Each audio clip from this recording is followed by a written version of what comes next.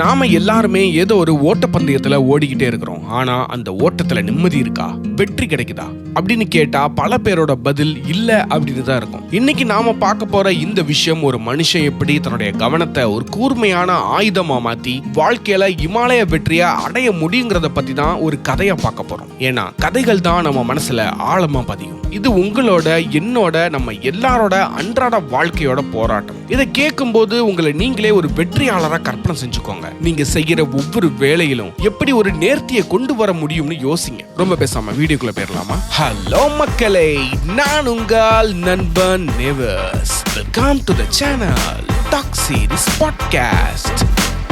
ஒரு ஊர்ல கார்த்திக்னு ஒருத்தர் இருந்தாரு. அவரு ரொம்ப திறமையானவர், உழைப்பாளி. ஆனா அவர் வேலை செய்யற இடத்துல அவருக்கும் பக்கத்துல மத்தவங்க நடக்கிற விதத்தை பார்த்து ஒரே எரிச்சல். ஏன்னா அங்க மத்தவங்க பேசுற அரசியல், பின்னாடி இவரை பத்தி பேசுற புரணி, இதெல்லாம் அவருடைய மனசை ரொம்ப பாதிச்சது. இதனாலே அவர் அடிக்கடி வேலையை விடணும்னு நினைப்பாரு. அவருடைய கவனம் சிதறும் போது அவர் உடனே மொபைலை நோண்ட ஆரம்பிச்சிருவாரு. மொபைல்ன்றது ஒரு பெரிய வலைன்னு நமக்கே தெரியும். அதுல உள்ள போயிட்டா நேரமே தெரியாது. இதனால அவருடைய வேலையும் கெட்டு மன உளைச்சலும் அதிகமாகி கடைசியில வாழ்க்கையே வெறுத்து போய் அவருடைய நண்பர் கிட்ட போய் புலம்புனாரு. அப்போதான் அவருடைய நண்பர் ஒரு துறவி கிட்ட கூட்டு போறேன்னு சொல்றாரு. துறவி கிட்ட போனா என்னுடைய பிரச்சனை சரியாயிடுமா அப்படின்னு கேக்குறான். அதுக்கு அவருடைய ஃப்ரெண்ட், அவரை சாதாரணமா நினைச்சிடாத, பல 100 ஆண்டு தவம் இருந்து கடவுளுடைய வரம் வாங்கினவர்னு எல்லாரும் சொல்றாங்க. அவர்கிட்ட பிரச்சனையோட போற எல்லாருக்கும் அந்த பிரச்சனையை சரி செஞ்சு இல்லாம பண்ணிருக்கிறாரு. உனக்கும் நல்லது நடக்கும், அதான் சொல்றேன்னு சொல்றான். அதுக்கு கார்த்திக் எனக்கு ஏதாவது பவர் கொடுத்து சரி பண்ணுவாருன்னு யோசிச்சு அவன் ஃப்ரெண்டு கிட்ட போலாம்னு சொல்றான். 2 பேரும் துறவி கிட்ட போறாங்க. அவங்க அந்த துறவியோட மடத்துக்கு வந்தப்போ அங்க கூட்டமா இருக்கு. அதனால வரிசையில நின்னு போறாங்க. ஒரு வழியா துறவி கிட்ட வந்ததும் அந்த துறவி கார்த்திக்க பார்த்து, நீ வேலை செய்யற இடத்துல ஆரம்பிச்ச பிரச்சனையால மன உளைச்சலுக்கு ஆளாகி இங்க வந்திருக்க அப்படின்னு சொல்லவும் அந்த கார்த்திக் ஆச்சரியப்பட்டு துறவிய பார்த்துட்டு, ஆம் துறவியாரே, அதனால என்னால வேலையில சரியாவே கவனம் செலுத்த முடியல. அதை டைவர்ட் பண்ண போன் இருந்தேன். இப்போ அதுல மாட்டிக்கிட்டு இருக்கேன். அதனால வேலையில கவனம் செதறுது. வேலை போயிடுமோன்னு பயமா இருக்கு. அதை சரி செய்ய ஏதாவது மந்திரம் இருந்தா சொல்லுங்க துறவியாரே அப்படின்னு கேக்குறான். அவர் அந்த கார்த்திகை பார்த்து ஒரு நொடி சிரிச்சிட்டு சொல்றாரு, இங்க வந்திருக்கிற பாதி பேருக்கு மேல இதே பிரச்சனை தான். அவங்க கூட போய் உட்காரு அப்படின்னு சொல்றாரு. அப்புறம் மத்தவங்களை பார்த்து, உங்களுக்கு 5 மந்திரம் சொல்லி தரேன், அதை தினமும் பயன்படுத்தினா போதும்னு சொல்லி 5 மந்திரங்களை சொல்லி கொடுத்தாரு. மந்திரம் 1, கவனச்சிதறலை உனக்குள் சரி செய்.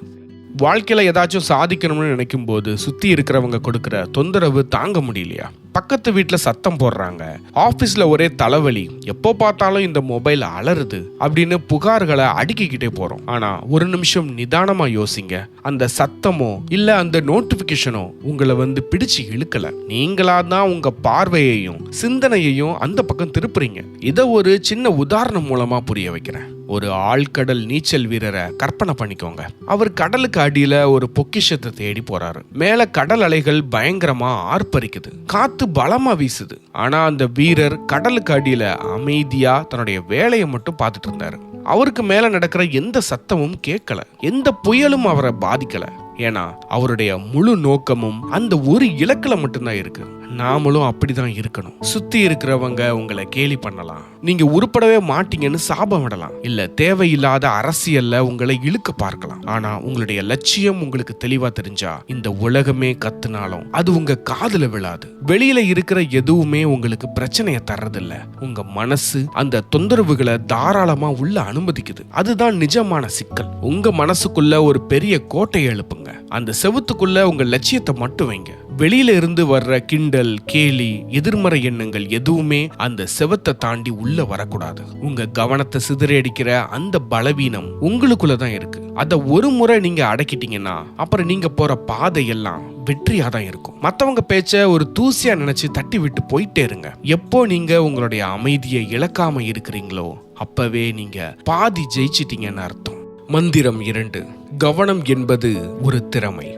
நிறைய பேர் என்கிட்ட கேட்கறது உண்டு, துறவியாரே, எனக்கு ஒரு விஷயத்துல ரொம்ப நேரம் ஈடுபாடு காட்ட முடியல, ஆனா என்னுடைய நண்பன் மட்டும் எப்படி அவ்வளவு தெளிவா இருக்கான் அப்படின்னு. நாம என்ன தப்பு கணக்கு போடுறோம்னா இந்த தெளிவு அவனுக்கு கடவுள் கொடுத்த வரம்னு நினைக்கிறோம். ஆனா நிஜம் அது கிடையாது. கூர்ந்து கவனிக்கும் அந்த ஆற்றலுங்கிறது ஒரு தசை மாதிரி. ஜிம்முக்கு போய் வெயிட் தூக்குனா எப்படி கை கால் எல்லாம் ஸ்ட்ராங் ஆகுதோ அதே மாதிரி நம்ம மூளைக்கு கொடுக்கிற பயிற்சியில தான் அந்த வல்லமை வளருது. இதை ஒரு சூப்பரான எக்ஸாம்பிள் மூலமா உங்களுக்கு புரிய வைக்கிறேன் பாருங்க. ஒரு ஓவியரை எடுத்துக்கோங்க. அவர் ஒரு பெரிய செவுத்துல ஒரு அழகான உருவத்தை வரையணும்னு முடிவு பண்றாரு. ஆரம்பத்துல அவரு கோடு போடும்போது கை நடுங்கும். ஒரு பக்கம் போட்டா இன்னொரு பக்கம் ஏடா கூடமா போகும். அப்போ சுத்தி இருக்கிறவங்க எல்லாம் இவனுக்கு திறமையே இல்ல, சும்மா பேருக்கு பெயிண்டர்னு சொல்லிட்டு தெரியறான் அப்படின்னு கிண்டல் பண்ணுவாங்க. ஆனா அந்த ஓவியர் எதையுமே காதுல வாங்காம ஒவ்வொரு நாளும் தன்னுடைய முழு மூச்சையும் அந்த வண்ணங்கள்ல மட்டும் செலுத்துறாரு. ஒரு மாசம் கழிச்சு பார்த்தா அங்க ஒரு பிரம்மாண்டமான படைப்பு நிற்கும். இங்க அந்த ஓவியருக்கு அந்த திறமை தானா வளரல. அவர் தினமும் செஞ்ச அந்த அர்ப்பணிப்பு, அந்த ஒருமுகப்படுத்தல் தான் அவரை ஒரு சாதனையாளரா மாத்துச்சு. நம்ம வாழ்க்கையிலயும் இதுதான் நடக்குது. ஒரு புது தொழிலோ இல்ல ஒரு பாடமோ கத்துக்க ஆரம்பிக்கும் போது முதல் நாள்லயே நாம மாஸ்டர் ஆகிட முடியாது. உங்க மூளை ஒரு குறும்புக்கார குரங்கு மாதிரி அங்கேயும் இங்கேயும் ஓடிக்கிட்டே தான் இருக்கும். அதை மெதுவா தட்டி இப்ப இத பாரு அப்படின்னு திரும்ப திரும்ப அந்த இடத்துக்கே கொண்டு வரணும். இது ஒரு கலை. இந்த வித்தையை நீங்க கத்துக்கிட்டீங்கன்னா உலகத்துல நீங்க எதை வேணும்னாலும் சாதிக்கலாம். நாம செய்யற மிகப்பெரிய தப்பு என்னன்னா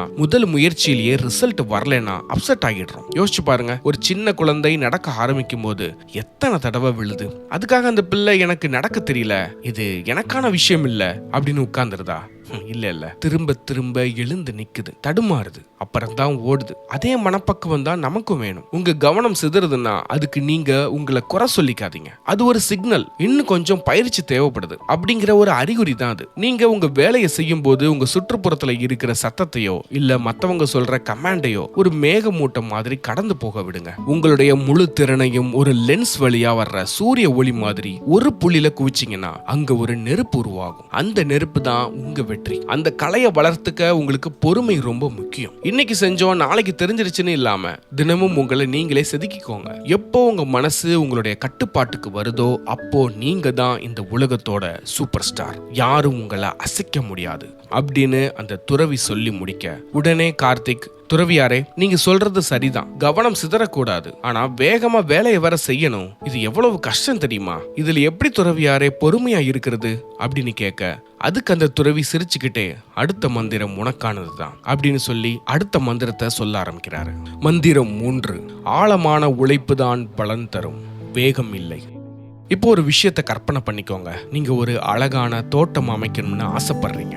அதுக்காக வேற வேற இடத்துல போய் சும்மா மேலோட்டமா மண்ணை கிளறிட்டு வந்தா செடி வளருமா? கண்டிப்பா வளராது. ஆனா ஒரே ஒரு இடத்துல சரியான ஆழத்துல குழி தோண்டி அங்க விதைய ஊன்றி கவனிச்சீங்கன்னா அங்க ஒரு பெரிய மரம் உருவாகும். இதுதான் டீப் ஒர்க் அப்படிங்கிற அந்த அசாத்தியமான சக்தி. நம்ம ஊர்ல ஒரு பழமொழி சொல்லுவாங்க, நிதானமா செஞ்சா நிமிஷத்துல முடியும் அப்படின்னு. நாம என்ன பண்றோம்னா வேலையை சீக்கிரம் முடிக்கணுங்கிற வேகத்துல 10 வேலையை ஒரே நேரத்துல செய்ய பாக்குறோம். இதுக்கு பேரு மல்டி டாஸ்கிங் கிடையாது நண்பா.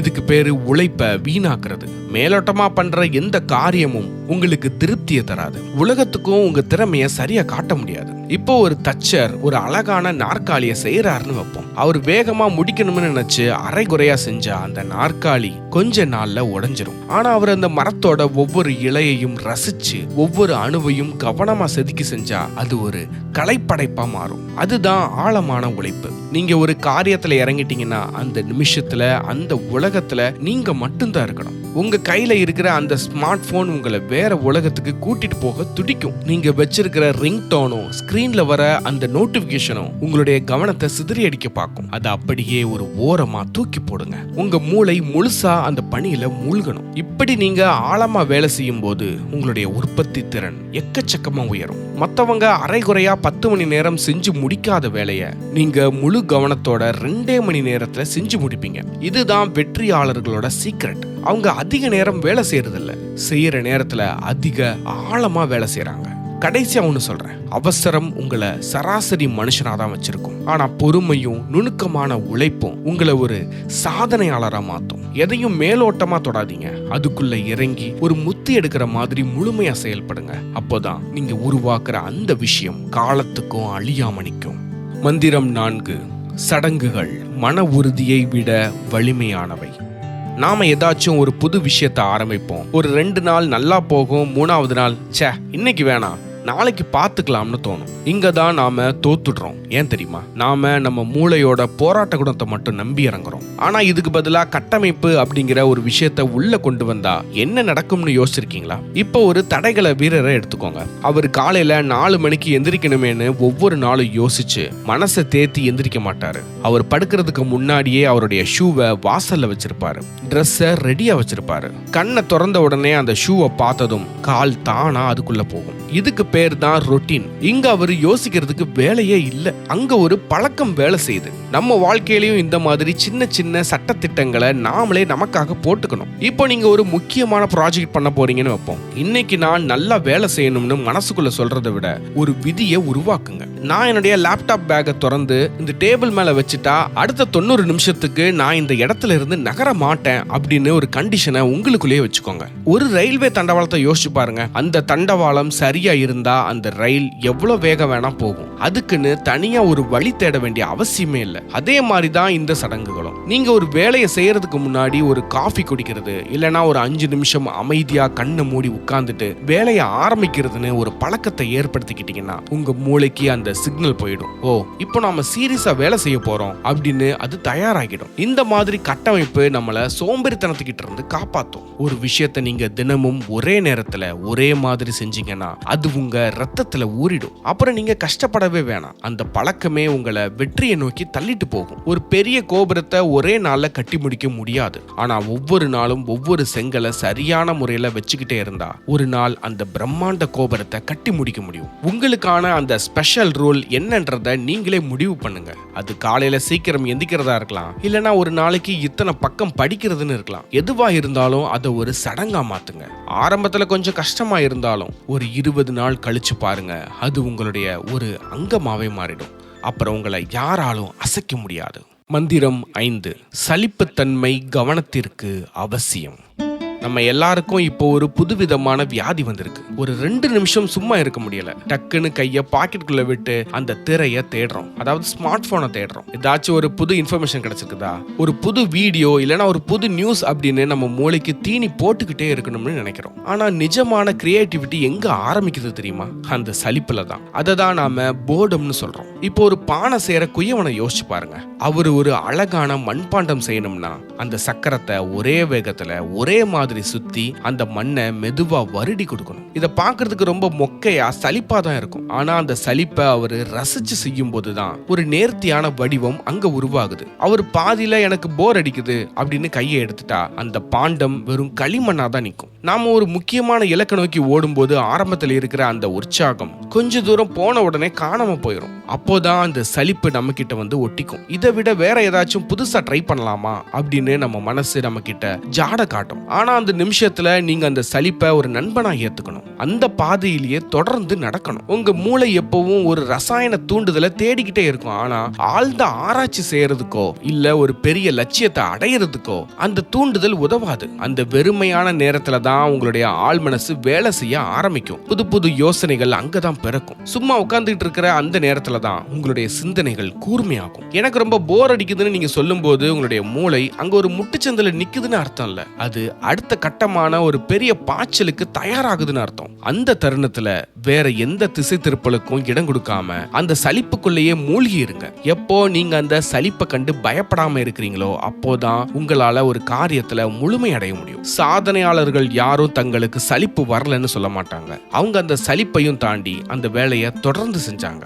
அதுதான் அவங்கள அந்த இடத்துல வச்சிருக்குது. அதனால மக்களே, இனிமே போர் அடிச்சா பதட்டப்படாதீங்க, அதை ரசிங்க. அந்த அமைதியில உங்களுடைய அடுத்த வெற்றிக்கான விதையை தேடுங்க அப்படின்னு துறவி சொல்லி முடிச்சுட்டு இந்த 5 மந்திரத்தை தினமும் செயல்படுத்தி வந்தா உங்க எல்லாருக்கும் வாழ்க்கை மென்மேலும் சிறக்கும்னு சொல்ல கார்த்திக்கு தெளிவு கிடைச்சு துறவி கிட்ட போய் உங்ககிட்ட வரும்போது நீங்க மந்திரம் போட்டு எல்லாத்தையும் மாத்திருவீங்கன்னு நினைச்சு வந்தேன். ஆனா நீங்க அதுக்கு மேல போய் எனக்கு என்னைக்குமே அழியாத ஞானத்தை கொடுத்திருக்கிறீங்க, நன்றி துறவியாரே அப்படின்னு சொல்லிட்டு கார்த்திக்கும் அவருடைய நண்பனும் கிளம்புறாங்க.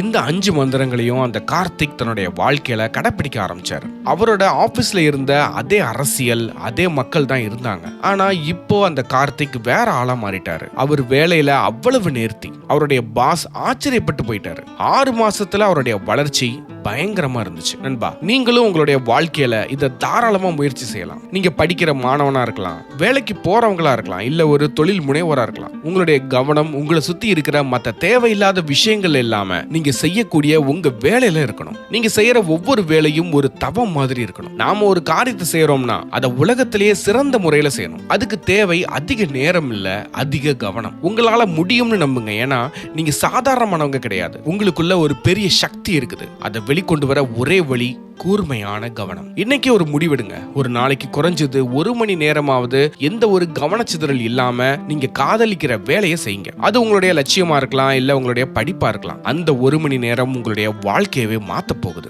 வாழ்க்கைங்கிறது ஒரு அழகான பயணம். இதுல தோல்விகள் வரும், ஏமாற்றங்கள் வரும். ஆனா அதையெல்லாம் கண்டு துவண்டு போகாம ஒவ்வொரு அனுபவத்துல இருந்தும் ஒரு பாடத்தை கத்துக்கோங்க. உங்களை நீங்களே செதுக்கிக்கோங்க. நீங்க உங்களோட இலக்கை அடையிற வரைக்கும் ஓயாதீங்க. இந்த உலகத்துல எதுவும் இலவசமா கிடைக்காது. ஆனா உழைப்புக்கும் அர்ப்பணிப்புக்கும் கண்டிப்பா பலன் உண்டு. நீங்க நேர்மையா இருந்தா, உங்களுடைய உழைப்பு உண்மையா இருந்தா, காலம் உங்களுக்கு பெரிய பரிசு தரும். மத்தவங்க உங்களை என்ன சொல்றாங்கன்றத பத்தி கவலைப்படாதீங்க. உங்களுடைய உள் மனசு என்ன சொல்லுதோ அதை கேளுங்க. கடைசியா ஒண்ணு சொல்லிக்கிறேன், நீங்க எல்லாரும் வெற்றியாளராக போறீங்க. அதுக்கு என்னுடைய வாழ்த்துக்கள். இந்த 5 பாடங்களையும் உங்க மனசுல ஆழமா பதிய வச்சுக்கோங்க. இதை நீங்க செய்ய ஆரம்பிச்ச உடனே உங்க வாழ்க்கையில ஒரு பெரிய மாற்றம் வர்றதை நீங்களே பாப்பீங்க. வாழ்க்கையில மென்மேலும் வளரவும், உங்களுடைய கனவுகளை நினைவாக்கவும் உங்களுக்கு எல்லா சக்தியும் கிடைக்கணும்னு நான் வேண்டிக்கிறேன். மீண்டும் ஒரு சூப்பரான தகவலோட நான் உங்களை சந்திக்கிறேன். அது வரைக்கும் சென்று வருகிறேன். நான் உங்கள் நண்பன் நேவர்ஸ். Okay, by.